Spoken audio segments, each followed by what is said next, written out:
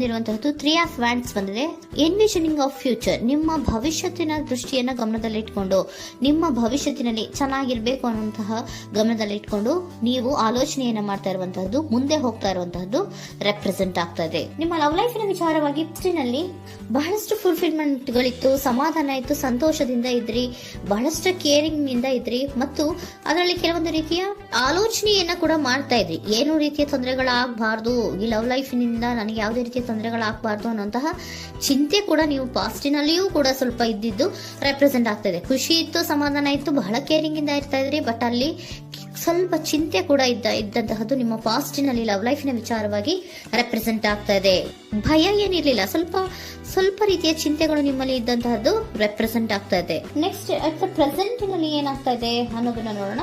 ಅಲ್ಲಿಯೂ ಸ್ವಲ್ಪ ಚಿಂತೆ ಇತ್ತು, ಇಲ್ಲಿನೂ ಕೂಡ ಯೋಚನೆಯನ್ನ ಮಾಡ್ತಾ ಇದ್ದೀರಾ.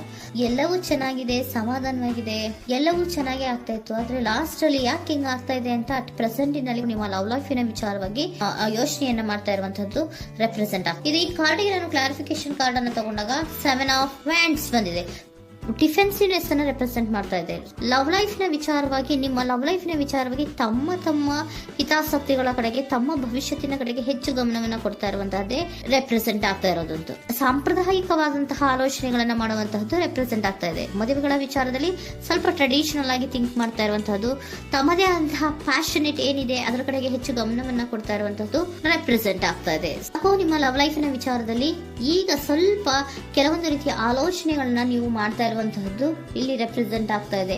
ಇನ್ ಫ್ಯೂಚರಿನ ದೃಷ್ಟಿಯಿಂದ ಏನಾಗುತ್ತೋ, ಹೇಗಾಗುತ್ತೋ, ಹೆಂಗಿರುತ್ತೋ ಅನ್ನುವಂತಹ ಆಲೋಚನೆಗಳನ್ನ ನೀವು ಮಾಡ್ತಾ ಇರುವಂತಹದ್ದು ರೆಪ್ರೆಸೆಂಟ್ ಆಗ್ತದೆ. ಇನ್ ಇಮಿಡಿಯೇಟ್ ಫ್ಯೂಚರ್ ನಲ್ಲಿ ಕೂಡ ನಿಮ್ಗೆ ಪೊಸೆಸಿವ್ನೆಸ್ ಅನ್ನ ರೆಪ್ರೆಸೆಂಟ್ ಮಾಡ್ತಾ ಇದೆ. ಎಲ್ಲವನ್ನ ತಮ್ಮ ಕಂಟ್ರೋಲ್ ನಲ್ಲೇ ಇಟ್ಕೊಬೇಕು, ಯಾವುದನ್ನು ಓಪನ್ ಅಪ್ ಆಗಿ ಮಾತಾಡಬಾರ್ದು. ನಾನು ಭವಿಷ್ಯತ್ತಿನ ದೃಷ್ಟಿಯಿಂದ ನನ್ನ ಹಣಕಾಸಿನ ಬಗ್ಗೆ ಹೆಚ್ಚು ಗಮನವನ್ನ ಕೊಡಬೇಕೇ ಹೊರತು ಲವ್ ಲೈಫ್ ನ ವಿಚಾರದಲ್ಲಿ ಅಷ್ಟು ಗಮನವನ್ನ ಸದ್ಯದ ಮಟ್ಟಿಗೆ ಕೊಡ್ತಾ ಇರುವಂತಹದ್ದು ಇಲ್ಲೇನು ರೆಪ್ರೆಸೆಂಟ್ ಆಗ್ತಾ ಇಲ್ಲ. ಆಫ್ ಪಾರ್ಟಿಗಳಿಗೆ ನಾನು ಕ್ಲಾರಿಫಿಕೇಶನ್ ಕಾರ್ಡ್ ಅನ್ನ ಕೊಟ್ಟಾಗ ಅವ್ರು ಓಪನ್ ಅಪ್ ಆಗದೆ ಇರೋದೇ ನೀವು ಕೆಲವೊಂದು ರೀತಿಯ ಆಲೋಚನೆಗಳನ್ನ ಅಥವಾ ಚಿಂತೆಗಳನ್ನ ಮಾಡ್ತಾ ಇರುವಂತಹದ್ದು ರೆಪ್ರೆಸೆಂಟ್ ಆಗ್ತಾ ಇದೆ. ಯಾವುದನ್ನು ಕೂಡ ಓಪನ್ ಅಪ್ ಆಗಿ ಹೇಳ್ತಾ ಇಲ್ಲ ಇರೋದೇ ನಿಮ್ಮ ಚಿಂತೆಗಳಿಗೆ ಕಾರಣವಾಗಿರುವಂತಹದ್ದು.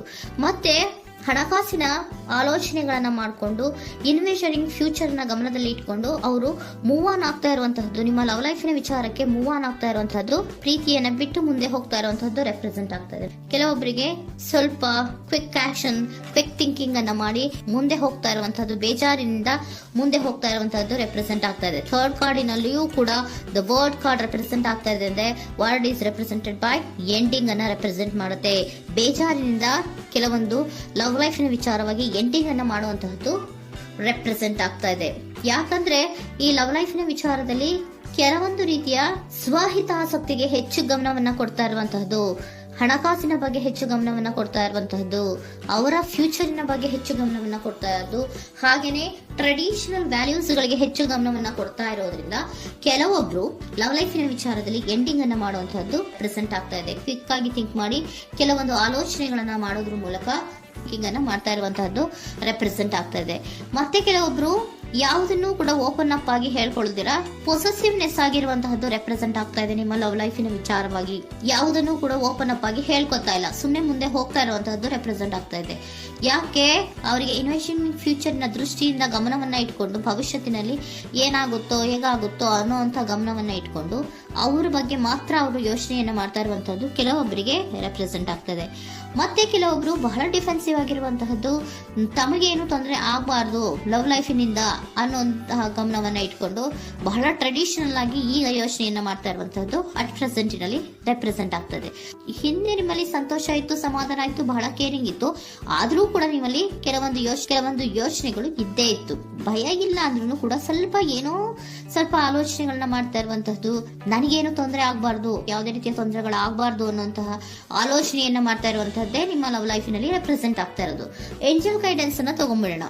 ನೋ ನೀಡ್ ಟು ವರಿ, ಯಾವುದಕ್ಕೂ ನೀನು ಭಯವನ್ನ ಪಡುವಂತಹ ಅವಶ್ಯಕತೆ ಇಲ್ಲ. ಟೇಕ್ ಎ ಆಕ್ಷನ್ಸ್ ಅನ್ನ ತಗೋ. ಇಫ್ ಯು ಬಿಲೀವ್, ನಿನ್ಗೆ ನಂಬಿಕೆ ಇದೆಯಾ, ಸಿಚುಯೇಷನ್ ವಿಲ್ ಇಂಪ್ರೂವ್, ಸಿಚುಯೇಷನ್ ಅನ್ನೋದು ಇಂಪ್ರೂವ್ ಆಗುತ್ತೆ.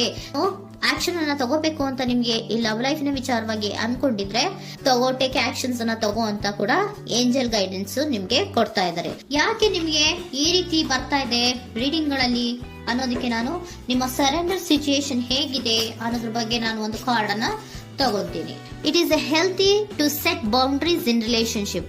ಹೆಲ್ದಿ ಸೆಟ್ ಬೌಂಡ್ರೀಸ್ ಅನ್ನ ಮಾಡ್ತಾ ಇದ್ದೀರಾ? ಯಾರೋ ನಿಮ್ಮ ಲವ್ ರಿಲೇಶನ್ಶಿಪ್ ವಿಚಾರದಲ್ಲಿ ಹೆಲ್ದಿ ಬೌಂಡ್ರೀಸ್ ಅನ್ನ ಸೆಟ್ ಮಾಡ್ತಿದ್ದೀರಾ? Practise experiencing your needs. ಏನ್ ಬೇಕು ನನಗೆ ಅನ್ನೋದ್ರ ಬಗ್ಗೆ ಈಗ ಆಲೋಚನೆಯನ್ನ ಮಾಡ್ತಾ ಇರುವಂತದ್ದು. Remember that no is a complete sentence. No ಅನ್ನೋದೇ ಒಂದು ಕರೆಕ್ಟ್ ಆಗಿರುವಂತಹ ಸೆಂಟೆನ್ಸ್ ಅಂತ ಅವರು ಹೇಳ್ತಾ ಇದ್ದಾರೆ. ಸರೆಂಡರ್ ಸಿಚುಯೇಷನ್ ಯಾಕೆ ನಿಮ್ಗೆ ಎಂಡಿಂಗ್ ಅನ್ನ ರೆಪ್ರೆಸೆಂಟ್ ಮಾಡ್ತಾ ಇದೆ ಅಂದ್ರೆ, ಕೆಲವೊಂದು ರೀತಿಯ ಹೆಲ್ದಿ ಬೌಂಡ್ರೀಸ್ ಅನ್ನ ಹಾಕೋತಾ ಇದ್ದಾರೆ.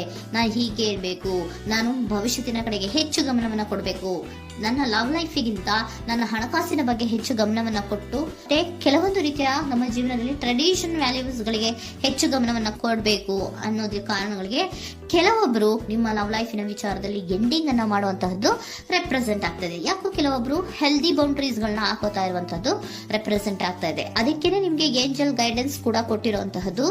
No need to worry. ಅದಕ್ಕೆ ಹೆಲ್ದಿ ಬೌಂಡ್ರೀಸ್ ಅನ್ನ ಹಾಕೋತಾ ಇರೋದಕ್ಕೇನು ನೀನ್ ಆಲೋಚನೆ ಏನೇನು ವರಿ ಏನು ಮಾಡ್ಕೊಂಬೇಡ. ಸಿಚುಯೇಷನ್ ಅನ್ನೋದು ಖಂಡಿತ ಇಂಪ್ರೂವ್ ಆಗುತ್ತೆ. ಇಫ್ ಯು ಬಿಲೀವ್, ನಿನ್ಗೆ ನಂಬಿಕೆ ಇದೆಯಾ, ಟೇಕ್ ಆಕ್ಷನ್. ಕೆಲವೊಂದು ಆಕ್ಷನ್ಸ್ ಗಳನ್ನ ತಗೋ ಅಂತ ಹೇಳ್ತಾ ಇದ್ದಾರೆ.